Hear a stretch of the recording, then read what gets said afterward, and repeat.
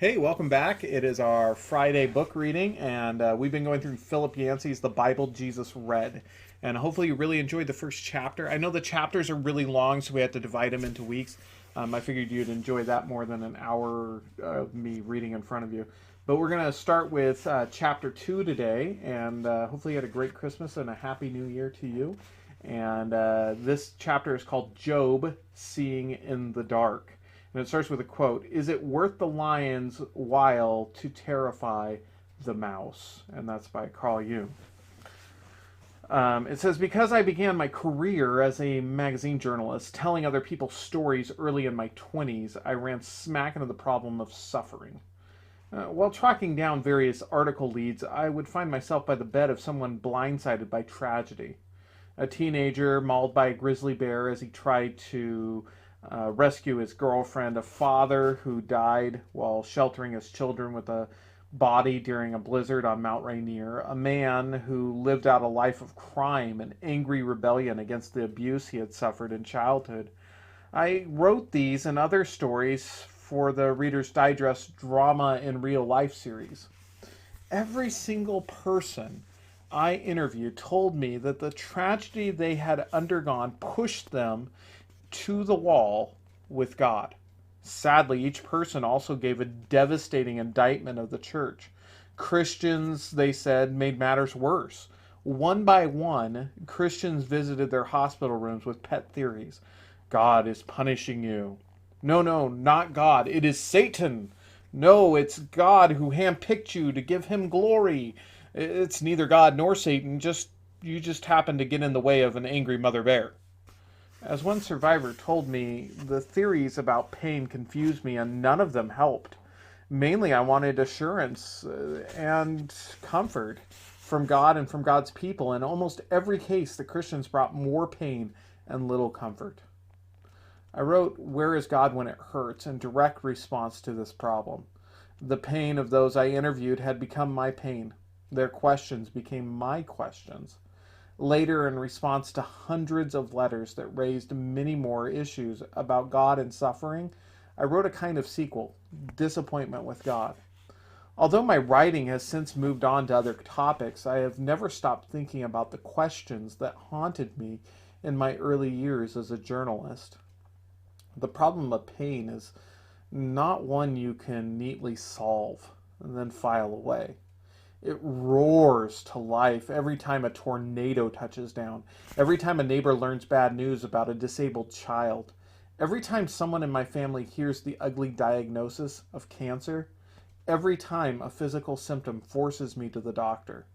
We are born slathered in blood and bodily fluids, and amid tears and cries of pain. We die in like manner. And in between birth and death, we ask, why?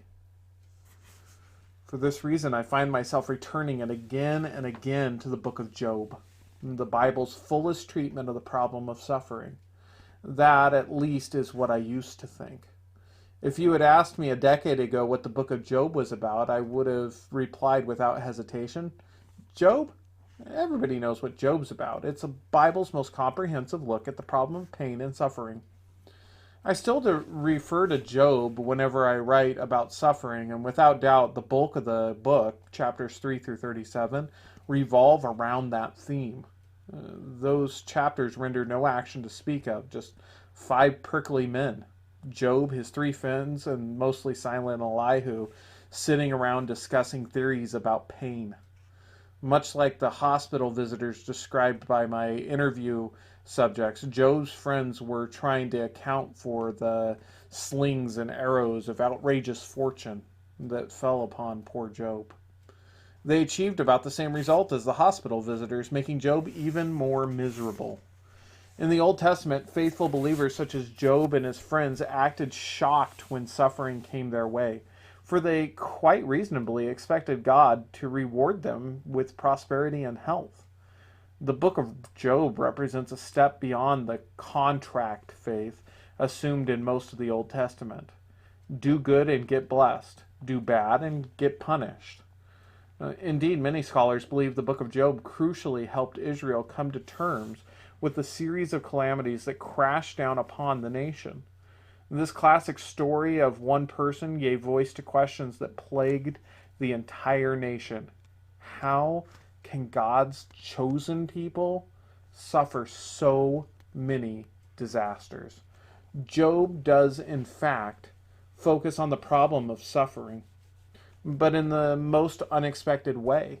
It's brilliantly asked the questions the most urgently wanted answered, and then turns aside to propose another way of looking at the problem entirely. Like most of the Old Testament, we think we want, and then oddly satisfies, but pointing us in a new direction, marked by flagrant realism and a tantalizing glimpse of hope. A timeless story. The book of Job so fascinated John Calvin that 159 of his 700 sermons centered on it. History since Calvin has only increased the urgency of these issues, and we moderns cannot get enough of Job's story.